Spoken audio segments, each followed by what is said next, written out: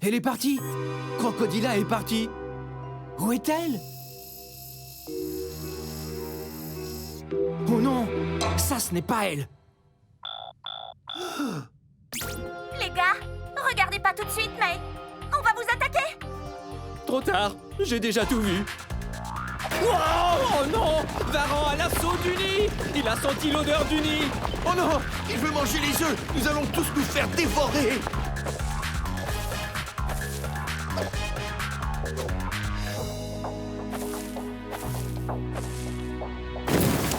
Oh non, ces varans sont un des pires prédateurs pour les œufs de crocodile. Non, attendez. C'est Fred. Reviens. Voleur d'œufs. J'arrive pas à croire que cette maman croco a tout simplement abandonné ses œufs. Elle devrait les protéger. Oh oh, je sens que ce lézard va regretter ce qu'il a fait. Regardez. Croco à l'horizon. Voilà une maman croco prête à tout pour ses rejetons.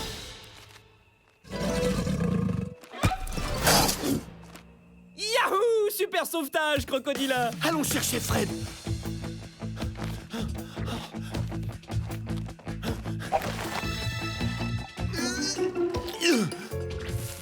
Dépêche, Martin. Elle a commencé à recouvrir le nid. J'espère qu'elle ne me verra pas. Elle pourrait croire que je lui vole ses œufs. T'en fais pas, je m'occupe de tout. Y a rien à voir, ma jolie. Voilà un œuf de crocodile qui ne sera pas brouillé. Tu viens, Chris? Ouais, mais je suis bien ici. C'est la première fois que je monte à dos de crocodile. Je vais rester ici avec Crocodila pour en apprendre plus long sur la vie des mamans crocodiles. D'accord. Et n'oublie pas de filmer tout ce que tu vois. Ouais, promis. Et fais attention aux lézards. J'aurais jamais cru que les mamans crocodiles pouvaient être si protectrices. Ou alors elle avait juste envie de manger un gros lézard. Non! D'après ce que j'ai lu, il y a plein de prédateurs qui aiment les œufs de crocodile. Les varans, les blaireaux et même les babouins. Waouh, moi qui croyais que c'était les crocos qui embêtaient tout le monde, mais faut croire qu'ils se font parfois embêter eux aussi. En général, seulement la moitié de ces œufs survivent aux prédateurs. Alors elle monte la garde devant son nid jour et nuit pendant des mois afin que les œufs puissent se développer.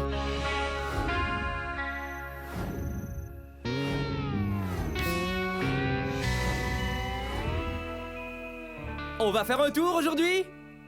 Ah, c'est bien ce que je croyais. La lumière du soleil disparaît à 183 mètres. On quitte la zone ensoleillée et on entre dans la zone crépusculaire. Allumons les phares. Oh oh, on s'enfonce de plus en plus. Chris, t'as pas l'impression qu'on nous observe? Bien sûr, notre équipe veille toujours sur nous d'un œil attentif. Un œil de la taille d'un ballon de plage! Il n'y a qu'un animal sur cette planète qui ait un œil aussi gros. Un calmar géant! Ah, il est réellement gigantesque! Attention, pare-choc! Oh non! Le calmar attaque!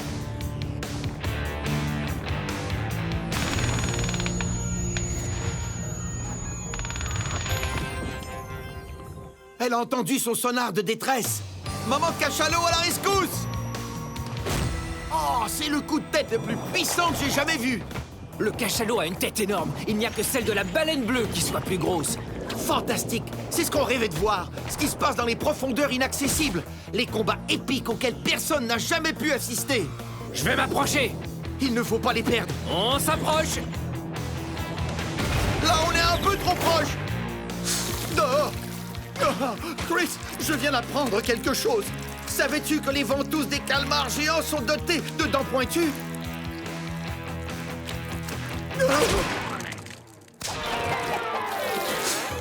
Oh, j'ai eu ma dose de gelée gluante aujourd'hui. Oh, Un combat entre un cachalot et un calmar géant. Faut pas manquer ça. Est-ce qu'on peut descendre encore plus? Non, c'est le maximum. Vous vous trouvez à la limite de l'écrasement. Qu'est-ce que tu entends par là? Si vous descendez plus bas, le sous-marin va être écrasé comme une boîte. Oh oh. Chris, il faudrait qu'on remonte. Tu ne veux pas voir le combat? Oui, mais je ne veux pas qu'on y laisse notre peau. Les commandes sont toutes déréglées.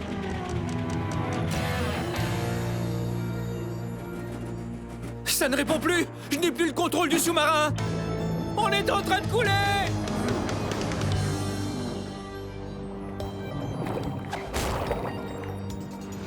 Plus que 15 mètres avant la destruction du sous-marin.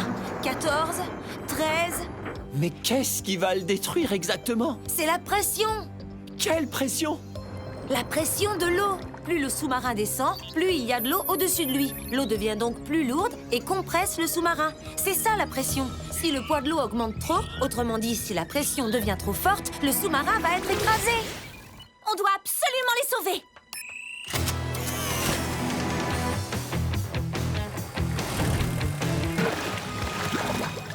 Je dois les ralentir grâce au pouvoir des morses. Allez les nageoires, me laissez pas tomber. Défense! Pleine puissance de propulsion.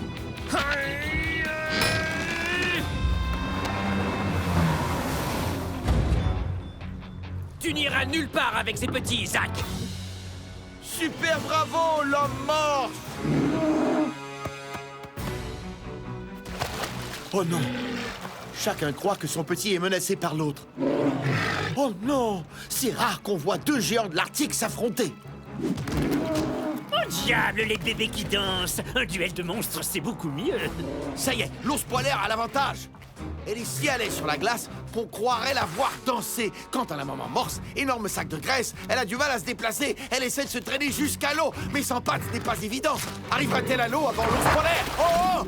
Wow, maintenant les rôles sont inversés. Même si l'ours polaire est bonne nageuse, le morse est fait pour le monde sous-marin. Dans l'eau, il est agile comme un poisson et sa puissance est formidable. Avec ses défenses, la maman morse entraîne l'ours vers le fond.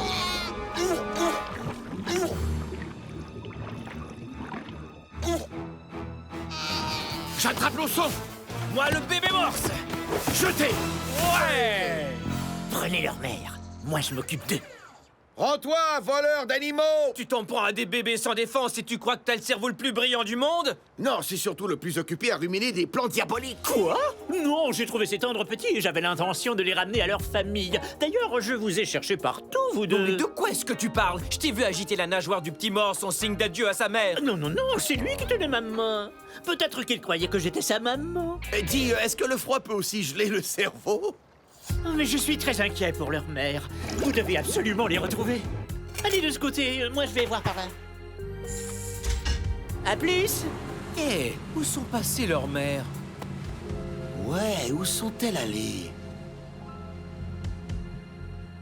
Les frères Grasse peuvent bien garder vos sales rejetons. Vous êtes une prise plus intéressante et j'ai des projets pour vous. Mais d'abord, je vais tendre un piège à ces imbéciles de frères et m'en débarrasser pour toujours. Chris, je les ai retrouvés!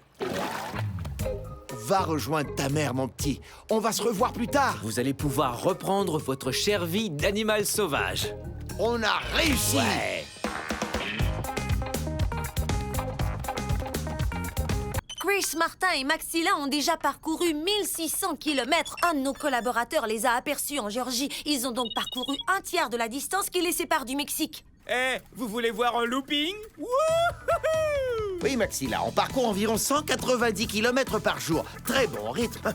Maintenant, tout devrait aller comme sur des roulettes. Maxilla, elle est partie! Parti? Pour aller où? Là! Oh non! Cette fois, c'est vrai qu'elle a besoin de notre aide. Tiens bon, Maxilla, je vais te sauver. Martin, attention! Oh! Oh oh, il est trop tard! Gentille araignée, on ne fait que passer, ok? Wow! Oh! J'étais là, frérot. Je n'arrive pas à y croire. Pourquoi est-ce que l'araignée a coupé la toile?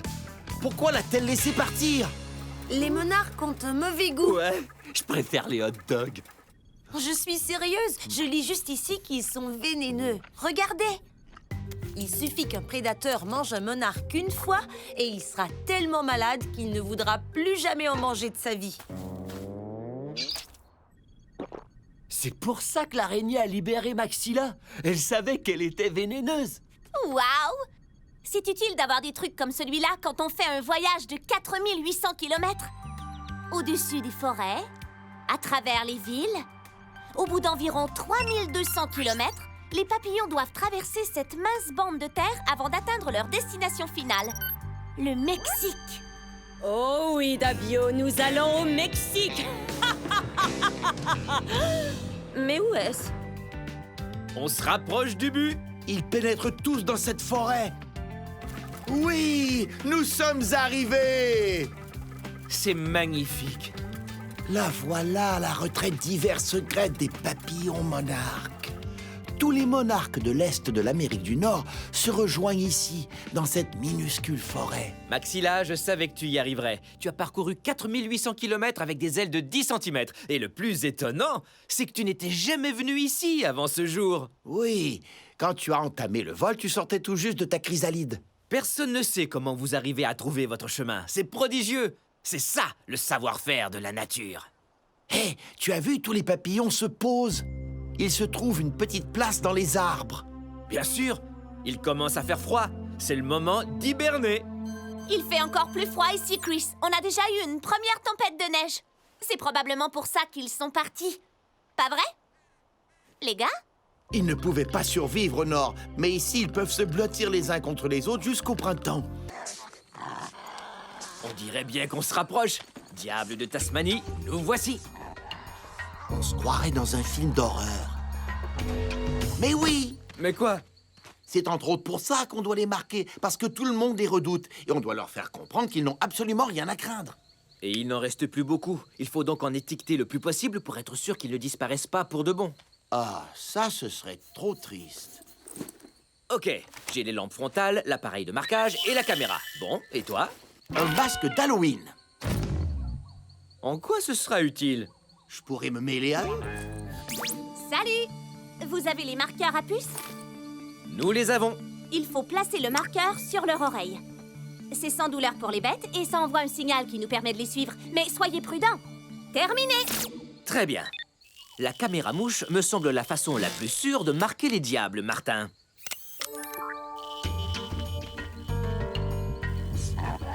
La proximité des grognements me dit qu'ils sont à quelques mètres seulement. La caméra mouche est prête pour le marquage. Pas que je sois une poule mouillée, mais tu tiens vraiment à faire ça? Il le faut. Les diables disparaissent à un rythme fou. Et plus on en sait sur eux, mieux on pourra les protéger et prévenir leur extinction totale. Oh, tout compte fait, je suis une poule mouillée. Oh, ce n'est qu'une ombre. L'animal est là. C'est le diable de Tasmanie. On ne le trouve nulle part ailleurs qu'en Tasmanie. Qu'est-ce qui te fait rire? Tu trouves pas que le moment est mal choisi pour me chatouiller? Ah non, c'est pas moi qui te chatouille. Alors, qui c'est?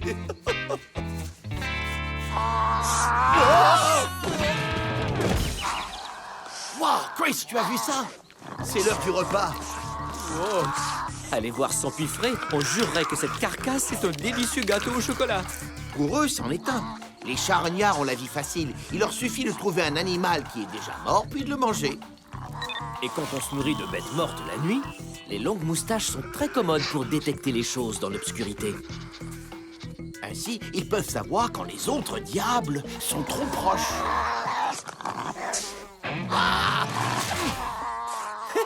On était trop proches. Il défend son repas. Il se dispute pour la meilleure place à table. Oh, ces grondements et cette posture, c'est pour dire à l'autre diable « Je suis plus fort que toi, alors dégage !»